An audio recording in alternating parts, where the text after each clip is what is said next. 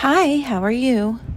I thought I'd do an update video today because there's kind of a lot that's gone on and I haven't been able to do a video in a couple of weeks. So let's get into it. The first update is that Cookie Crumb is no longer with us.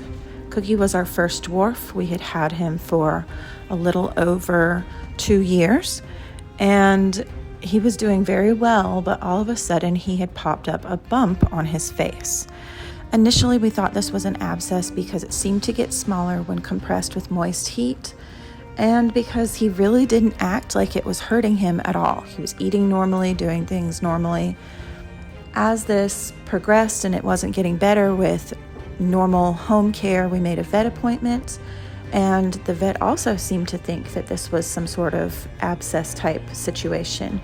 It was reacting very much like it was bacterial. We started treating him with antibiotics and pain meds every day. Unfortunately, the bump kept getting bigger, and it became very clear that it was not just an abscess. His teeth started to get offset, and he was struggling to eat. We treated from time it popped up to the time we decided to put to sleep for about 2.5 weeks. I gotta go wake Ian up so he can cuddle you before your vet appointment. I'll show you his teeth though.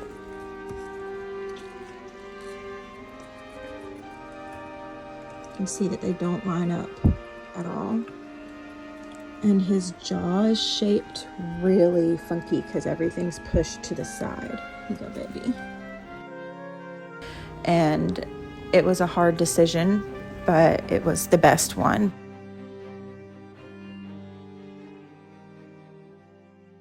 The other update is Clover had our first litter at the Rattery, which was very exciting. We have one baby that we did opt to euthanize as he did have a birth defect that affected his quality of life. But thankfully, this is something that is possible to breed away from, and so that is the current plan, as well as trying to figure out if it came from her genetics or Potato's genetics. Babies are doing great. All the babies from this litter will be staying here as I need them to track health and temperament as they grow, and I also need them in order to sort out where this funky genetic issue came from. We have 4 Himalayans and 1 Agouti, and there are 3 girls and 2 boys. Also, we got hit by Hurricane Helene. We went for about a week without power. The rats were fine. Thankfully, I had already kind of planned ahead for this sort of thing. And so I put together my shelf and moved all the cages downstairs to the lower portion of the house because hot air rises, and they were in a finished room over a garage, which just would get exorbitantly hot without air conditioning.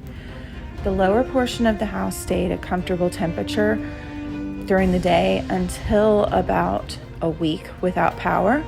And that day it got very hot, so we packed the rats and kids into the car and went to a friend's house that had air conditioning for the hottest point of the day. That day, my husband also rigged our portable AC unit to be able to vent out of our fireplace, which was genius. And that way we were able to run it off of our generator and cool the 2 areas of the house where we were living and the rats were living to a much more tolerable temperature. It never got to the point where I was worried for the rats except that one day, and thankfully we had friends who had power and were able to go visit. But up until that point, pretty much everyone had no power. My state doesn't really get hit with hurricanes. It's extremely rare. We get rain and wind, but not like this. Huge, mature and healthy hardwood trees were ripped out of the ground by the wind. There is still trees down. It's probably going to be months of cleanup. And we didn't even get hit as hard as North Carolina did with their flooding and roads being washed away.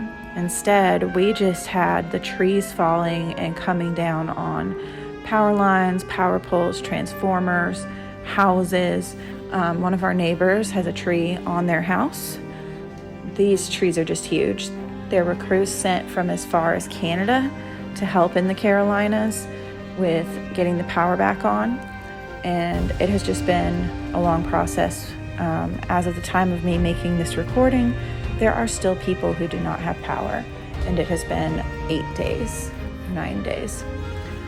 So just keep all the people who've been affected by this in your thoughts and prayers. If you have an opportunity to donate in any way that can help, so just look for ways that you can send supplies, because especially North Carolina really could use it. They just have had the worst flooding. There's a whole road washed out that just makes it very inaccessible. And I will also say, if you see stuff online, please double check it. There's a lot of rumors and fake info going around about things related to this. Just make sure that you know the source and that it's coming from someone who's not got any malicious intent. Thankfully, we're okay. We have our power back. The rats are doing great. I'm going to share with you some baby videos, and hopefully you are having a good week and I can resume normal videos from here out. Thanks for watching. Bye.